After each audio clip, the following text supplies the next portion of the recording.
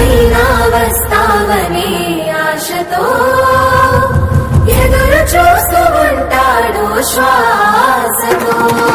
ప్రియమైన ప్రియురాలికి ప్రేమతో రాసిన ప్రేమలేఖ,